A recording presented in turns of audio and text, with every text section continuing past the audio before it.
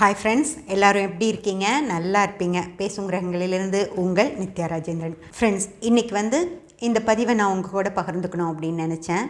அதாவது உங்களுக்கு நல்லா தெரிஞ்ச விஜே சித்ரா அவங்கள நிறைய அந்த பாண்டியன் ஸ்டோர்ஸ் அப்படிங்கிற சீரியலில் நடித்து அந்த பொண்ணு இறந்து போயிட்டாங்க இல்லைங்களா? அவங்க பர்சனலாக எனக்கு அவங்கள ரொம்ப பிடிக்கும். இந்த மே 2ஆம் தேதி அவங்களுடைய பிறந்த நாள் வந்தது ஃப்ரெண்ட்ஸ்.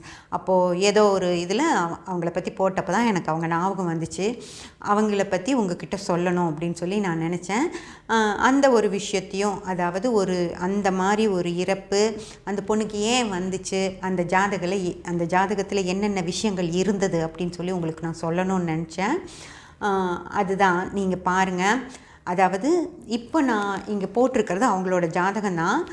இது பாரம்பரியத்தில், அதாவது கட்டத்தில் எப்படி அவங்களுக்கு எது லக்னம், என்ன கிரகங்கள் எங்கெங்கெல்லாம் இருக்குது அப்படின்னு சொல்லி இது இந்த கட்டம் இதே நான் உங்களுக்கு கேபியிலையும் காட்டுறேன். அது ரெண்டுக்கும் இருக்கிற டிஃப்ரென்ஸ் என்ன அப்படின்னு சொல்லி நான் காட்டுறேன். இப்போ நம்ம இதை பார்த்துடலாம் ஃப்ரெண்ட்ஸ். ஓகேங்களா? அவங்க சித்ரா அவங்க பிறந்தது 2/5/1992 வருஷம் 5:15 PM சென்னை. அதாவது நெட்டில் இந்த ஜாதகம் இருந்தது ஃப்ரெண்ட்ஸ். 5:15 அப்படிங்கிறது நெட்டில் தான் இருந்துச்சு.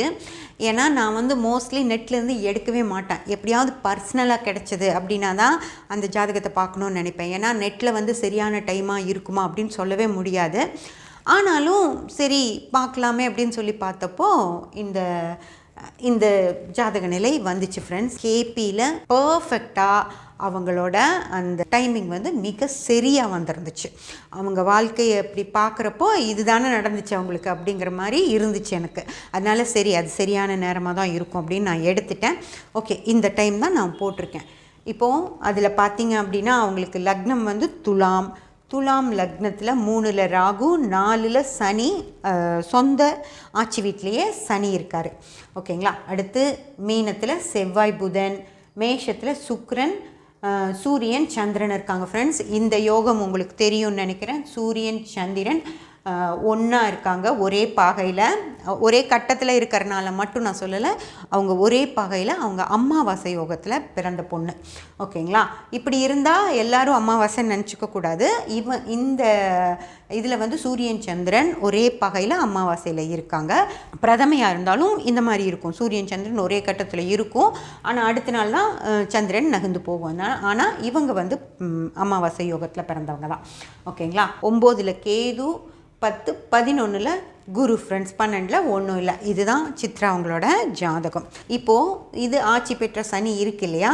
ஆனால் இந்த சனி புத்தி அவங்களுக்கு நடந்துட்டுருக்கு ஃப்ரெண்ட்ஸ். அதாவது சந்திர தசையில் சனி புத்தி நடந்துட்டுருக்கு. அந்த சந்திர தசையில் நடக்கிற சனி புத்தியுடைய கடைசி நாள் அன்னைக்கோட அந்த சனி முடிஞ்சிரும் அவங்களுக்கு. நாளைக்கு காலையில் சனி இல்லை அவங்களுக்கு. சனி புத்தி முடிஞ்சு புதன் புத்தி வந்திருக்கும். ஆனால் அந்த சனி அந்த 2 மணிக்கு இறந்துருக்காங்க பார்த்தீங்களா? அது வரைக்கும் சனி இருக்குது. அந்த ஒரு 4 மணி நேரம், காலையில் 6 மணிக்கு புதன் புத்தி வந்திருக்கும். ஆனால் அந்த சனி கடைசி நாள் அவங்கள எடுத்துகிட்டு போயிருக்கு ஃப்ரெண்ட்ஸ். ஓகேங்களா? அதை இன்னும் நான் இப்போ நீங்கள் கேபியில் பார்த்துட்ருக்கீங்க இல்லையா? இந்த தசா புத்தி தான் கீழே போட்டிருக்கு பாருங்கள். கீழே சனி புத்தின்னு சொல்லி வரும். அந்த சனி புத்தியுடைய கடைசி நாள் அது அந்த நேரத்தில் தான் அவங்கள எடுத்துகிட்டு போயிருக்கு. ஓகேங்களா? நான் இப்போ இந்த ஜாதகத்தில் பாருங்கள். இப்போது இந்த சித்ரா பிறந்த அன்னைக்கு, இந்த 2/5/92 அன்னைக்கு எத்தனை பேர் பிறந்திருப்பாங்க? இந்த லக்னம் மட்டும்தான் ஃப்ரெண்ட்ஸ் மாறும். லக்னத்தை தவிர வேறு எதுவுமே மாறாது. 6 மணிக்கு இங்கே விருச்சக லக்னமாக மாறிடும். அப்புறம் இங்கே 8 மணிக்கு இங்கே தனுசு லக்னமாக மாறிடும். 10 மணிக்கு இங்கே மகர லக்னமாக மாறிடும். அந்த மாதிரி 2 மணி நேரத்துக்கு ஒரு தடவை லக்னம் மட்டும்தான் மாறுமோ தவிர இது காலையில் 6 மணிக்கு வந்த கட்டம் தான் இது. காலையில் 6 மணிலேருந்து சந்திரன் இங்கே தான் இருக்கும், சுக்கிரன் இங்கே இருக்கும், சூரியன் இங்கே இருக்குது, கேது இங்கே தான் இருக்கும், குரு இங்கே தான் இருக்கும், ராகு இங்கே தான் இருக்கும், சனி செவ்வாய் புதன் எல்லாமே இதே இடத்துல தான் இருக்கும். இந்த லக்னங்கள் மட்டும் மட்டும்தான் மாறும் ஃப்ரெண்ட்ஸ். சரி, அப்படியே கூட நான் எடுத்துக்கிறேன். இந்த துலாம் லக்னத்திலேயே துலாம் லக்னம் 4 மணிலேருந்து சாயந்தரம் 6 மணி வரைக்கும் துலாம் லக்னம் தான். சாயந்தரம் 4 மணிலேருந்து 6 மணி வரைக்கும் துலாம் லக்னத்தில் கட்டங்கள் இப்படியே தானே இருந்துச்சு. இந்த ஜாதகத்தில் இந்த துலாம் லக்னத்தில் ஒரு 50 பேர் பிறந்திருப்பாங்க அப்படின்னு வச்சுக்கோங்களேன். அவங்களெலாம் இப்போ இருக்காங்களா இல்லையா? ஓகேங்களா?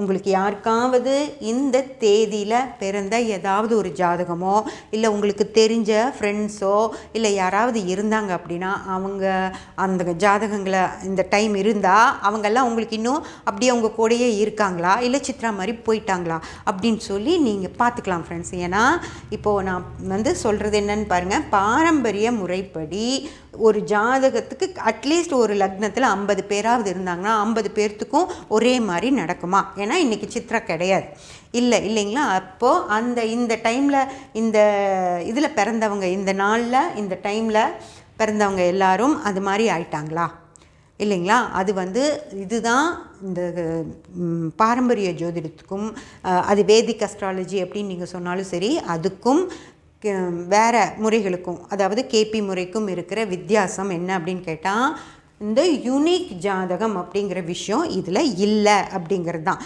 இந்த 2 மணி நேரம் இந்த லக்னம் இந்தே தான் கட்டம், ஆனால் ஒருத்தருக்கு இப்படி இவ்வளோ இதாக நடந்துருச்சு. ஆனால் மிச்சம் இருக்க எல்லாரும் நல்லா இருக்காங்க அப்படின்னு கண்டிப்பாக நல்லா இருப்பாங்க. ஓகேங்களா? அவங்களுக்கு என்னாச்சுன்னு உங்களுக்கு தெரியுமா? அப்படியெல்லாம் கேட்காதீங்க. அப்படியெல்லாம் ஒரு நடந்துச்சு, அந்த மாதிரி நடந்தது அப்படின்னா அதெல்லாம் மிராக்கிள் எல்லாம் வெளியே வந்திருக்கும். ஆனால் அப்படியெல்லாம் எதுவும் நடக்கலை. ஒரே நாளில் பிறந்தவங்களாம் இறந்தெல்லாம் போகலை. அதனால் இந்த விஷயங்கள் இந்த பாரம்பரியத்தில் இது ஒன்று மட்டும்தான். எப்படி கண்டுபிடிப்பீங்க? அதாவது இந்த ஜாதகருக்கு மட்டும் இந்த மாதிரி ஆகும் அப்படின்னு சொல்லி உங்களால் எப்படி கண்டுபிடிக்க முடியும்? ஆனால் நான் சில விஷுவல்ஸ் காட்டுறேன் கேபியோடது. அந்த விஷயங்களெல்லாம் மிக சிறப்பாக இருக்கும் ஃப்ரெண்ட்ஸ். அதாவது இவங்க ஜாதகத்தில் கெட்டு இருக்கிறது சனி ஃப்ரெண்ட்ஸ். சனி அவங்களுக்கு ரொம்பவுமே கெட்டு இருக்குது ஃப்ரெண்ட்ஸ். இது பாருங்கள். இது தான் அவங்க இறந்த அன்னைக்கு, அதாவது மேலே போட்டிருக்கு பாருங்கள் 9/12/2020 அப்படிங்கிறது தான் அவங்களுடைய இறந்த அந்த நாள். 28 வயசு 7 மாதம் 7 நாட்கள் ஆகுது அவங்களுக்கு. அன்னைக்கு என்ன கிரகங்களுடைய தசாபுத்தி நடந்துக்கிட்டு இருந்துச்சு அப்படின்னு பார்த்தீங்கன்னா, சந்திர தசை, சனியுடைய புத்தி, குரு, அந்தரம், ராகு, சூட்சமம் ஃப்ரெண்ட்ஸ். ஓகேங்களா? தசை சந்திரன், புத்தி சனி, அந்தரம் குரு, சூட்சமம் ராகு. அதில் சனி ரொம்ப மோசமாக சனி ஒரு 12ஆம் பாவத்தை வச்சுருக்கு. குரு 4, 8, 12 வச்சுருக்கு ஃப்ரெண்ட்ஸ். அடுத்து ராகு ஒரு 12 வச்சுருக்கு. அந்த நேரத்தில் 3 கிரகங்களும் அந்த 12 வச்சு அவங்கள அன்னைக்கு அது கொண்டு போயிடுச்சு ஃப்ரெண்ட்ஸ். இது ஃபோட்டோவில் பாருங்கள். இவங்களுக்கு மோசமாக இருக்கிற 2 கிரகங்கள் என்ன அப்படின்னு சொல்லி பார்த்தீங்கன்னா, புதனும் குருவும் ஃப்ரெண்ட்ஸ். அதாவது வாழ்க்கைக்கு குரு ரொம்ப மோசமாக இருக்குது. குரு ரொம்ப மோசமாக இருக்கே, அப்புறம் எப்படி இவங்க பணம் சம்பாதிச்சாங்க அப்படின்னு சொல்லி கேட்டிங்கன்னா, நல்லா சம்பாதிச்சாங்க இல்லையா? சம்பாதிச்சு வீடெல்லாம் வாங்கியிருக்காங்க, காரெல்லாம் வாங்கியிருக்காங்க இல்லையா அப்படின்னு சொல்லி கேட்டிங்கன்னா, ஆமாம் கண்டிப்பாக. ஆனால் புற பாவங்கள் பாருங்கள், எல்லாமே எதுவுமே கெடாமல் நல்லா இருக்குது ஃப்ரெண்ட்ஸ். எல்லா புறபாவங்களுமே 55% மேலே தான் இருக்குது. 4ஆம் பாவமும் 8ஆம் பாவமும் 9ஆம் பாவமும் மட்டும்தான் இவங்களுக்கு கொஞ்சம் மோசமான நிலைமையில் இருக்குது ஃப்ரெண்ட்ஸ். ஆனால் அது கூட 42 மார்க் வாங்கியிருக்கு. இவங்க சொந்த வீட்டில் இவங்க கட்டிட்டு தான் இருக்காங்க. அதில் போய் இருக்கவே முடியாமல் அது முடியறதுக்குள்ளேயே இவங்க இறந்தும் போயிடுறாங்க. அடுத்தது பார்த்திங்க அப்படின்னா 8ஆம் பாவம் மோசமாக இருக்குது. 8ஆம் பாவம் மோசமாக இருக்கிறதுனால, அதாவது அகம் சார்ந்து 4ஆம் பாவமும் 8, 9ஆம் பாவங்கள் ரொம்ப மோசமாக இருக்குது இல்லைங்களா? இந்த பிளாக்காக இருக்குது பாருங்கள். அது வீடுங்கிறது இவங்களுக்கு அமையவே கூடாது. சொந்த வீடு அப்படின்றது இவங்களுக்கு அமையவே கூடாது அப்படிங்கிறது. 8ஆம் பாவம் அப்படிங்கிறது இப்படி துர்மரணம் அப்படின்னு சொல்கிறது இந்த 8ஆம் பாவம் ஃப்ரெண்ட்ஸ். 8ஆம் பாவம் மோசமாக இருக்கனால தான் இவங்களுக்கு நல்லபடியான ஒரு மரணம் ஏற்படாமல் துர்மரணம் அப்படிங்கிற விஷயம் ஏற்பட்டிருக்கு. அதே போல் 9ஆம் பாவம் அப்படிங்கிறது கடவுள் ஃப்ரெண்ட்ஸ். அதாவது கடவுள் நம்மளை என்ன பண்ணுவார் அப்படிங்கிறதுக்கு தான் இந்த 9ஆம் பாவம் தான் சொல்லும். அந்த 9ஆம் பாவம் இவங்களுக்கு ரொம்ப மோசமாக இருக்குது. அதாவது 9ஆம் பாவம் 1, 5, 9 அப்படின்னு இருந்துச்சுன்னா கடவுள் வந்து உங்களை அவர் கையிலேயே வச்சிட்ருக்காரு அப்படின்னு அர்த்தம். 3, 7, 11 அப்படின்னா கடவுள் அவரை உங்களை பக்கத்தில் வச்சுருக்காரு அப்படின்னு அர்த்தம். 2, 4, 6, 10 அப்படின்னா சரி விட்டுட்டாரு, கை கொஞ்சம் தள்ளி வச்சுருக்காரு, நீயே விளையாடு, நீயே என்ன வேணுமோ பண்ணிட்டுரு, உனக்கு எதாவது பிரச்சனைனா நான் வர்றேன் அப்படின்னு சொல்லி கொஞ்சம் தள்ளி வச்சுட்டாருன்னு அர்த்தம். 9ஆம் பாவம் ரொம்ப ஒரு 8, 9ஆம் பாவம் அப்படிங்கிறது 8 வாங்கியிருக்கு இல்லைங்களா, அதனால் நீயாச்சு உன் பிரச்சனையாச்சு அப்படின்னு சொல்லி கடவுள் உன் வேலையை நீ பார்த்துக்கோ அப்படின்னு விட்டுட்டாரு அப்படின்னு சொல்லி அர்த்தம்.